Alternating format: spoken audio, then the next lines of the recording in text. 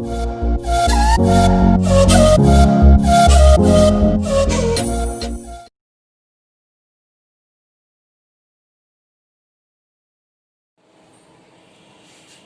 subscribers and my dear student, today we will understand the internal structure of monocot leaf and dicot leaf.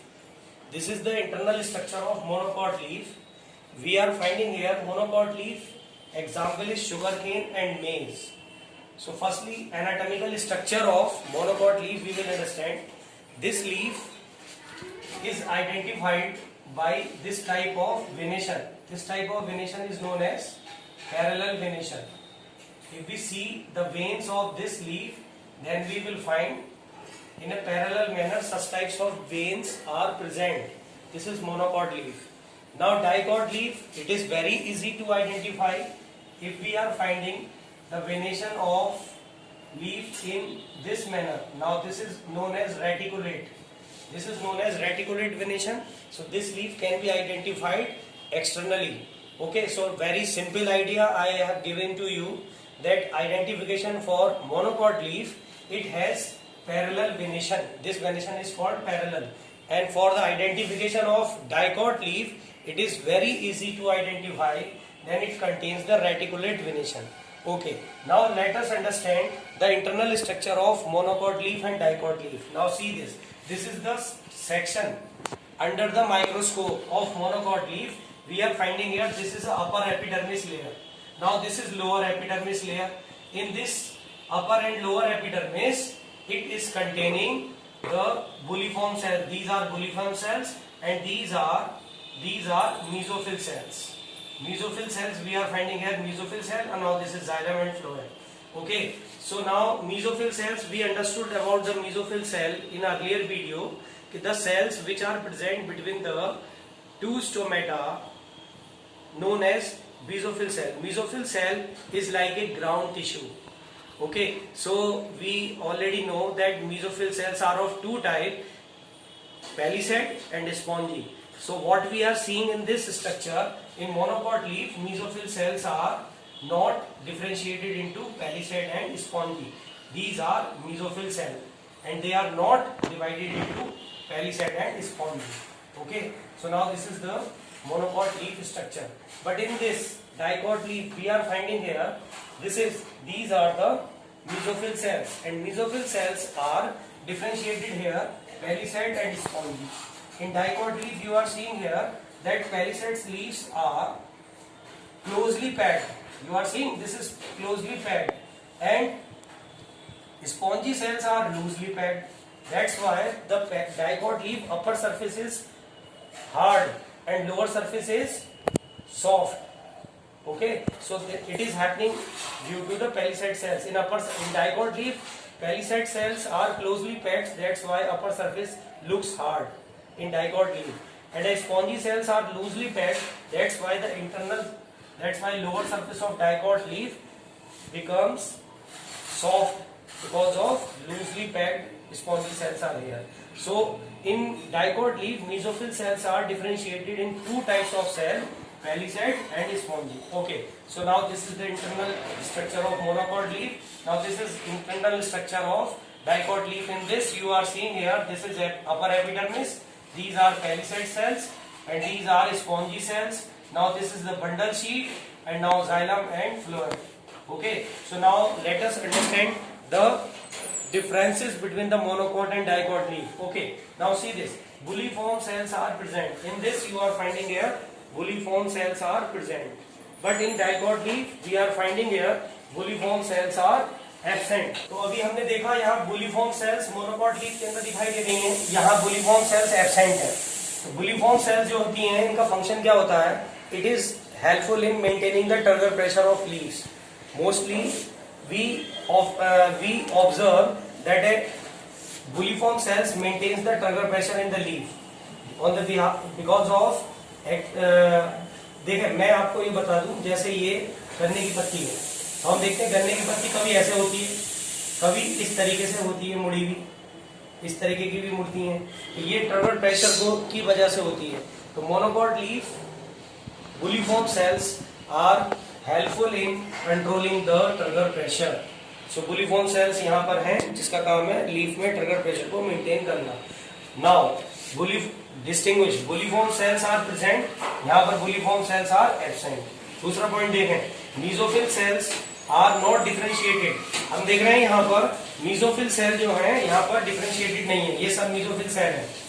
Differentiated का मतलब यहाँ पर पहली side और spongy में डिवाइडेड नहीं है। यहाँ हम देख रहे हैं कि मीजोफिल सेल्स, यहाँ आप देख रहे हैं मीजोफिल सेल्स जो है वो डिफरेंशिएटेड है, ऊपर पहली साइड और नीचे स्पॉन्जी। दो पॉइंट क्लियर हुए। हम देख रहे हैं यहाँ बंडल शीथ है, जाइलम फ्लोएम जो है बंडल शीथ के अंडर में है, यहाँ पर बंडल शीथ एब्सेंट है। तो bundle sheath is absent, bundle sheath is present. 3 point हो गए। 4th पॉइंट में देखेंगे यहाँ जो लीफ है उसमें पैरेलल वेनेशन होता है और यहाँ पर जो वेनेशन है वो रेटिकुलेट है। तो देखें leaf parallel venation, this is called parallel venation and now this is called reticulate venation. 4th point में हम देख चुके। इसके बाद हम देखेंगे लीफ इज इक्वली ग्रीन। यहाँ की जो लीफ होती है वो this side and this side दोनों साइड से इक्वली ग्रीन होती है, अपर एंड लोअर सरफेस पर इक्वली ग्रीन होती है। लीफ को अगर हम देखें तो हम ये पहचान नहीं पाते कि कौन सी अपर सरफेस है कौन सी लोअर सरफेस है, दोनों तरफ से इक्वली ग्रीन होती है। इसकी जो लीफ होती है वो इजीली आइडेंटिफाइड होती है। इसकी जो अपर सरफेस होती है जिस पर लाइट पड़ती है वो डार्क ग्रीन होती है और इसके नीचे वाली जो सरफेस होती है वो लाइट ग्रीन होती है। इसके बाद हम देखें, इसका एग्जाम्पल है शुगर केन मेज और इसका एग्जाम्पल है मेज, इसका एग्जाम्पल है mango people and guava. Mango people guava की जो पत्ती है इंटरनल स्ट्रक्चर देखने पर उसकी स्लाइड ऐसे दिखाई देगी और अगर हम शुगर केन की मेज की स्लाइड देखेंगे तो ऐसे दिखाई देगी।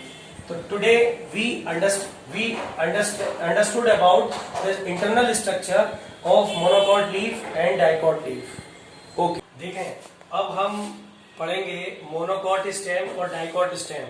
तो देखें मोनोकॉट स्टेम और डाइकॉट स्टेम का इंटरनल सेक्शन, जिसे कहते हैं हम TS section, transverse section, TS of monocot and dicot of TS of dicot. देखें TS section of monocot stem, जैसे कि हम शुगर केन या हम मेज का सेक्शन काटें तो हम कट सेक्शन देखेंगे तो हम इसकी स्ट्रक्चर देख रहे हैं कि यहाँ पर एपिडर्मिस है, एपिडर्मिस के नीचे हाइपोडर्मिस है और यहाँ पर ये इसके वास्कुलर बंडल है जिसमें जाइलम और फ्लोएम है जो स्कैटर्ड है, यहाँ पर किसी मैनर में नहीं है और उसके साथ साथ यहाँ पर जो वास्कुलर बंडल है उनके अंदर किसी तरह का कोई कैम्बियम नहीं है। एक वास्कुलर बंडल की स्ट्रक्चर को फोकस करके मैंने यहाँ दिखाया है। इसमें हम देख रहे हैं ये जाइलम है, इसके चारों तरफ फ्लोएम है और ये वाटर कैविटी है। ये हम देख रहे हैं एक वास्कुलर बंडल को जिसे हमने फोकस किया है। ये देखने में फेस लाइक वास्कुलर बंडल होते हैं, जैसे अगर हम माइक्रोस्कोप में देखें तो इसे बहुत आसानी से हम पहचान सकते हैं। ये देखने में चेहरे जैसे दिखाई देते हैं। जैसे हम देख रहे हैं यहाँ पर 2 आंखें और एक नाक और ये मुंह जैसी स्ट्रक्चर इसमें दिखाई देती है, फेस लाइक वास्कुलर बंडल होते हैं। अब हम देखते हैं डाइकॉट स्टेम। तो डाइकॉट स्टेम में हम देख रहे हैं यहाँ पर हेयर है, स्टेम के चारों तरफ यहाँ पर हेयर है, ट्राइकोम्स कहते हैं। इसके बाद हम देखते हैं इसके नीचे एपिडर्मल लेयर है और उसके बाद थिक हाइपोडर्मिस है, उसके नीचे पैरेन्काइमा है। उसके बाद हम देख रहे हैं एंडोडर्मिस है और एंडोडर्मिस के साथ साथ हम देख रहे हैं यहाँ पर इसमें जो इसके वास्कुलर बंडल है 1 2 3 4 5 6 7 8 इतने करीब वास्कुलर बंडल है, इनका नंबर ज्यादा भी हो सकता है। ये वास्कुलर बंडल सभी रेडियल मैनर के अंदर अरेंज है और हम देख रहे हैं ये कंजॉइंट है। इसमें हम देख रहे हैं कि जाइलम और फ्लोएम, ये जाइलम है ऊपर वाले, नीचे फ्लोएम है, इसके बीच में कैम्बियम है। तो जब कैम्बियम होती है तो इस तरीके के वास्कुलर बंडल को हम क्या कहते हैं, ओपन, और जब इनके बीच में जाइलम फ्लोएम के बीच में कैम्बियम नहीं होती है तो इस तरीके के वास्कुलर बंडल हम क्लोज्ड कहते हैं।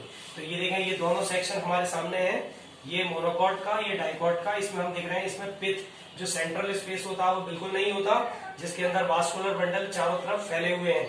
इसमें सेंटर स्पेस जो है पिथ ये क्लियर दिखाई देता है यहाँ पर, क्योंकि वास्कुलर बंडल रेडियल मैनर में अरेंज है। तो अब हम इनके डिस्टिंग्विश देखते हैं। तो देखें सबसे पहले एपिडर्मल हेयर आर एब्सेंट। हम देख रहे हैं यहाँ पर एपिडर्मल हेयर नहीं है, यहाँ पर एपिडर्मल हेयर प्रेजेंट। दूसरा vascular bundle are scattered and unequal. हम देख रहे हैं वास्कुलर बंडल बिखरे हुए हैं और छोटे बड़े साइज के हैं। ठीक, यहाँ पर हम देख रहे हैं vascular bundle are arrange in a ring and this is called radial manner. तो 2 डिस्टिंग्विश हो गए। थर्ड पॉइंट हम देखें पिथ इज नॉट डेवलप्ड। इसमें हम देख रहे हैं सेंट्रल प्लेस में पिथ नहीं है, यहाँ पर हम देख रहे हैं सेंट्रल प्लेस में जो हॉलो ये इसका जो प्लेस है यहाँ पर पिथ है, तो pith is well developed. Fourth point देखेंगे एंडोडर्मिस इज एब्सेंट। हम देख रहे हैं यहाँ पर एंडोडर्मिस नहीं है, लेकिन हम यहाँ देख रहे हैं एंडोडर्मिस है। पैरेन्काइमा के नीचे यहाँ एंडोडर्मिस है, एंडोडर्मिस के नीचे पेरिसाइकिल लेयर है, वास्कुलर बंडल इनसे जुड़े हुए हैं एंडोडर्मिस से।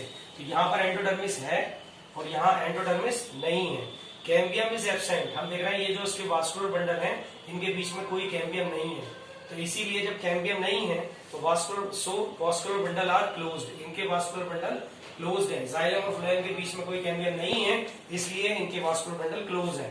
यहाँ हम देख रहे हैं ये वास्कुलर बंडल है जो रेडियल मैनर में अरेंज है, इसके जाइलम और फ्लोएम के बीच में ये कैम्बियम है। देखें ये रहा, जैसे ये वास्कुलर बंडल है तो इसके बीच में ये कैम्बियम है, और ये हम देख रहे हैं ये इसके जाइलम हो गए और ये इसका जो पोर्शन है फ्लोएम है।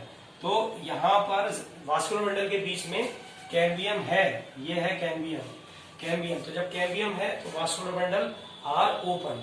सो these are the 5 distinguished on the behalf of internal structure of monocot stem and dicot stem. में अब हम देखेंगे मोनोकॉट रूट और डाइकॉट रूट की structure, internal structure of monocot root और ये डाइकॉट रूट। तो देखें मोनोकॉट रूट की स्ट्रक्चर हम देख रहे हैं यहाँ पर, ये स्लाइड है मोनोकॉट रूट की, जिसमें this is epidermis, this is root hair, now this is cortex region now under line it, this is endodermis, pericycle layer, xylem, phloem. ये जाइलम है, बीच में इसके फ्लोएम है।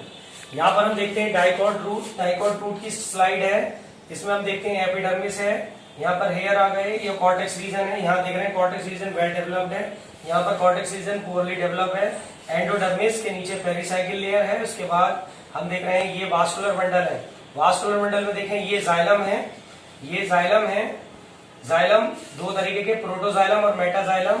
देखें प्रोटोजाइलम जो है ये पिथ के पास वाला है और मेटाजाइलम बाहर वाला है। इसी तरीके से हम देख रहे हैं यहाँ दो जाइलम के बीच में ये फ्लोएम है, जैसे दो जाइलम के बीच में ये फ्लोएम है, दो जाइलम के बीच में ये फ्लोएम है, ये फ्लोएम है। ठीक, तो अब हम इनके इंटरनल स्ट्रक्चर के डिस्टिंग्विश देखेंगे। Number 1, cortex region is well developed. हम देख रहे हैं इसमें ये जो कॉर्टेक्स रीजन है वो वेल डेवलप है, किसमें, मोनोकॉट रूट में। यहाँ पर कॉर्टेक्स रीजन पुअरली डेवलप है, पहला पॉइंट क्लियर। सेकंड, इसमें हम देख रहे हैं पिथ, ये बीच में सेंटर पार्ट है पिथ, ये जो है पिथ इज वेल डेवलप्ड। और यहाँ पर हम देख रहे हैं वास्कुलर बंडल के बीच में पिथ इज एब्सेंट। 2 पॉइंट हो गए। थर्ड पॉइंट देखें, वास्कुलर बंडल आर 8 to 10। जैसे ये वास्कुलर बंडल है 1 2 3 4 5 6 7 8, 8 से 10 वास्कुलर बंडल होते हैं। यहाँ पर हम देखें वास्कुलर बंडल आर 4 to 6, जैसे हम देख रहे हैं 1 2 3 4, तो वास्कुलर बंडल यहाँ पर 4 या 6 के नंबर में होते हैं। इसके बाद देखें वास्कुलर बंडल आर क्लोज्ड। इसके वास्कुलर बंडल कैसे हैं, क्लोज्ड, क्योंकि यहाँ पर कैम्बियम नहीं है। हम देख रहे हैं यहाँ पर वास्कुलर बंडल कैसे हैं, वास्कुलर बंडल आर ओपन, क्योंकि इनके बीच में कैम्बियम है। देखें जाइलम के अंदर यहाँ पर ये कैम्बियम दिखाई है, कैम्बियम, ठीक है, ये पोर्शन कैम्बियम दिखाया गया है, कैम्बियम इज प्रेजेंट। इसके बाद हम देखें यहाँ कैम्बियम इज एब्सेंट, यहाँ कैम्बियम इज प्रेजेंट। अब इसके बाद हमने यहाँ पर अभी 6 पॉइंट अगर देखें तो मोनोकॉट रूट जो होती है इसमें सेकेंडरी ग्रोथ इज एब्सेंट, और यहाँ पर कैम्बियम होती है, इसलिए सेकेंडरी ग्रोथ इज प्रेजेंट। तो हमने अभी यहाँ 6 डिफरेंसेस देखे। देखें, पहला cortex is well developed, cortex is poorly developed. Second, pith is well developed here, pith is absent here. Third देखें vascular bundle 8 to 10, vascular bundle are 4 to 6 in number. इसके बाद देखें वास्कुलर बंडल आर क्लोज्ड, यहाँ पर vascular bundle open है। Fifth में देखेंगे cambium is यहाँ एब्सेंट है, यहाँ कैम्बियम प्रेजेंट है। इसके बाद 6 में देखेंगे सेकेंडरी ग्रोथ है एब्सेंट होती है और इसमें सेकेंडरी ग्रोथ प्रेजेंट होती है। तो आज हमने इस वीडियो के अंदर देखा मोनोकॉट, डाइकॉट, रूट, स्टेम और लीफ की anatomical structure. I think you will prepare all the notes.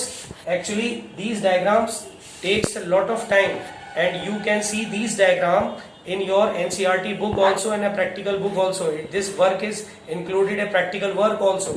So 5 differences with the anatomical view I have given to all of you, and you have to prepare these notes. Okay.